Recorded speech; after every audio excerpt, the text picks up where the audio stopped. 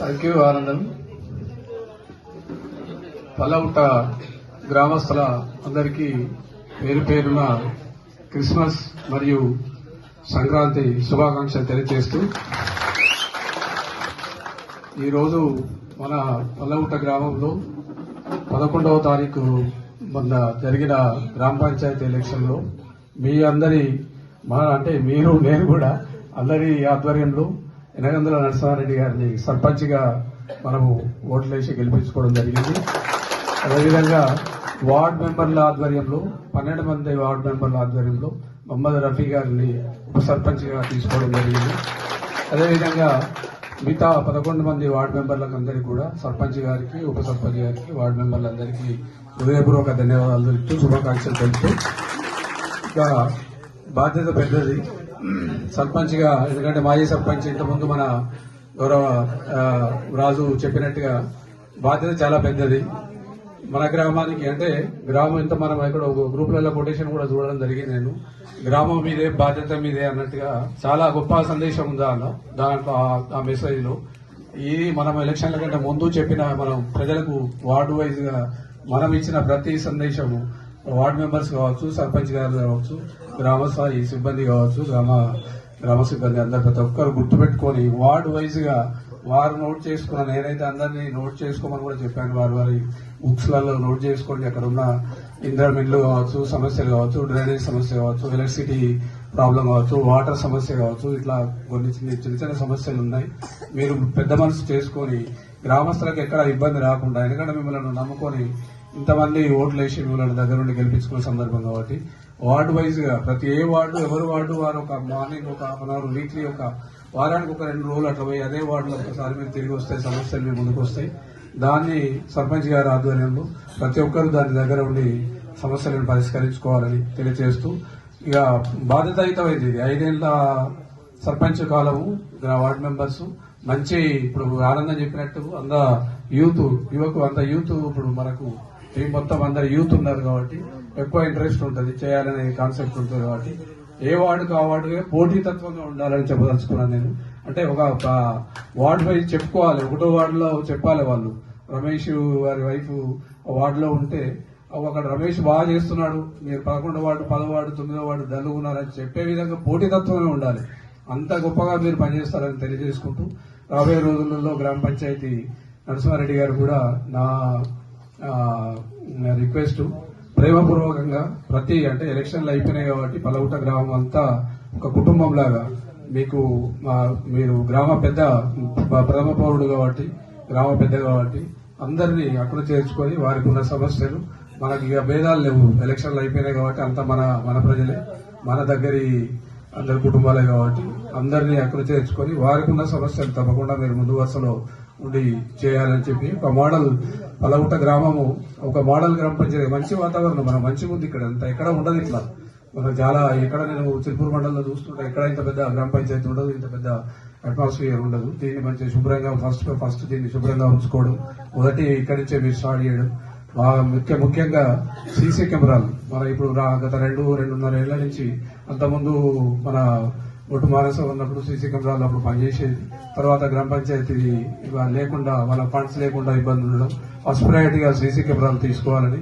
Sanitation, electrical మామూలుగా sanitation ఎక్కువ పెద్ద ఇబ్బంది ఉంటుంది, ఆ శానిటేషన్ దాన్ని ప్రయారిటీగా తీసుకోవాలని.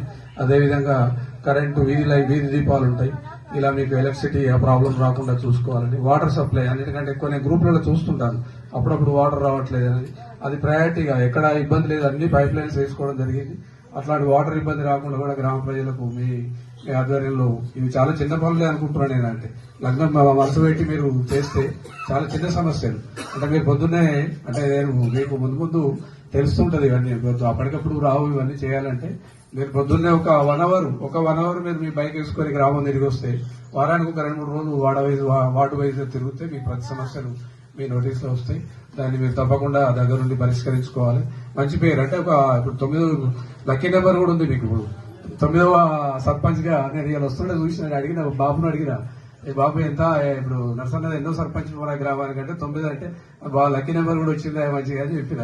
9వ సర్పంచ్ కాబట్టి మీరు మంచి గౌరవంగా ఈ 5 ఏళ్ల పదవీ కాలం మంచి అందరితోటి ప్రేమగా అంటే ఒక గుర్తింపుగా అప్పుడు 5 ఏళ్ల పీరియడ్లో నర్సన్న మంచి ఉండే ప్రజలతోటి అట్లా మళ్ళీ వచ్చే కాలంలో కూడా అట్లా సర్పంచ్ మనం తీసుకోవాలని ఒక మంచి ఆలోచన రావాలి ప్రజలలో. అది మీరు తప్పకుండా నెరవేరుస్తారని తెలియజేసుకుంటూ మనకు మంచి నాయకత్వం ఉంది కూడా.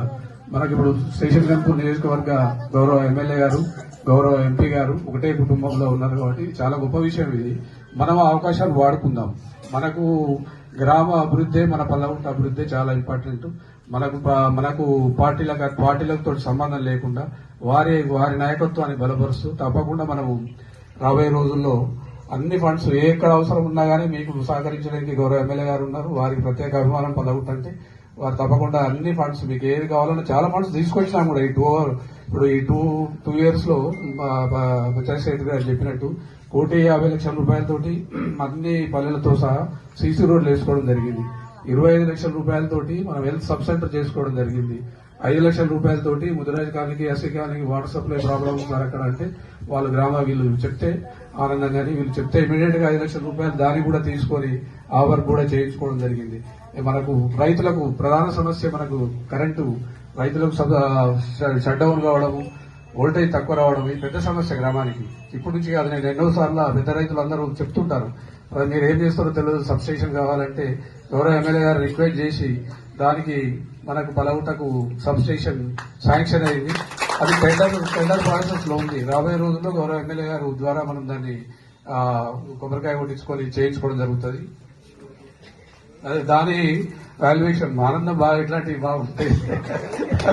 అంటే ఆయన చెప్పేది కూడా కరెక్ట్. సబ్ స్టేషన్ అంటే మనం ఏదో 50 లక్షలు 20 లక్షలు అనుకుంటున్నాం. 2,75,00,000 రూపాయల సబ్ స్టేషన్ అది. ఇది చిన్న విషయం కాదు. చాలా రోజుల తర్వాత మనం అక్కడి దాకా మైలేజ్ రీచ్ కాగలిగినాం. మనం వారికి ఎందుకంటే మనం ఎంత ప్రయత్నం చేసినా మన నాయకులకు కూడా చేయాలనే ఇంట్రెస్ట్ ఉండాలి. మనం అది చేయలేకపోతాం. మనం అక్కడి దాకా తీసుకెళ్ళవచ్చు కానీ మనం చేయాలని ఇచ్చేది వారు కాబట్టి వారి ద్వారా తీసుకోవాల్సి వస్తుంది. ఇక పోతే మనకు ప్రధాన సమస్య మన NH క్రాస్ కార్ నుంచి గార్లగడ్డ వరకు, గోవర్ధనగిరి నుంచి చిల్పూర్ వరకు ఈ 2 రోడ్లు కూడా శాంక్షన్ అయినాయి. ఈ 2 రోడ్లు కూడా దాదాపుగా 35 కోట్ల రూపాయలతో టెండర్లు శాంక్షన్ అయినాయి. టెండర్ ఫ్లోటింగ్ లో ఉంది. ఇది తప్పకుండా ఇది రాబోయే రోజుల్లో 2-3 నెలల్లో నేను అనుకుంటున్నాను ఇది వర్క్ స్టార్ట్ అయితే కావచ్చు అనుకుంటున్నాను. ఇది చాలా చిన్న విషయం కాదు, చాలా పెద్ద విషయం. మనకు ఇప్పుడు నియోజకవర్గ స్థాయిలో ఏ గ్రామానికి కూడా అంటే చెప్తే మిగతా గ్రామాలు కూడా అది ఎందుకు అట్లా మీకు అని అంటారు. దానికి మన గ్రామానికి గౌరవ ఎమ్మెల్యే గారు చాలా ఫండ్స్ ఇవ్వడం జరిగింది. ఒక్కసారి మనం అందరం ఎమ్మెల్యే గారికి ఒక్కసారి ధన్యవాదాలు చెప్పండి రూపంలో తెలిపాలి. ఎందుకంటే చాలా పెద్ద ఫండ్స్ మనకు 2 ఇయర్స్ లో ఎక్కడా రాలేదు. మనం ఇప్పుడు రాజు సర్పంచ్ గా ఉన్నప్పుడు ఆయన ఎన్నోసార్లు నాతో షేర్ చేసుకోవడం జరిగింది. మేము చాలా కష్టపడ్డాం, ఫండ్స్ రాలేదంటే అప్పుడున్న పరిస్థితులు అట్లుండే. ఇప్పుడు మనం నాయకత్వం, మన లీడర్షిప్ ఉంది, మనం అందరం ఉన్నాం. తప్పకుండా రాబోయే రోజుల్లో ఏం పనులు ఉన్నాయి ఇప్పుడు మేజర్ గా చెప్పినవి మీకు అక్కడ చెరువు కట్ట కింద నుంచి అటు రైతులు పోయే అక్కడ ఇబ్బంది ఉంది. అక్కడ ఒక బ్రిడ్జ్ అవసరం ఉంది. అది 47 లక్షల రూపాయలతో ఎస్టిమేట్ వేసి గవర్నమెంట్ లెవెల్లో ఉంది. దాని ప్రయత్నం చేసి తీసుకుందాం. అదేవిధంగా అక్కడ మీకు శ్మశాన వాటిక నుంచి అటు ఆ రైతులకు కూడా ఇబ్బంది ఉంటుంది. దాన్ని కూడా రాబోయే రోజుల్లో తప్పకుండా చేయించుకుందాం.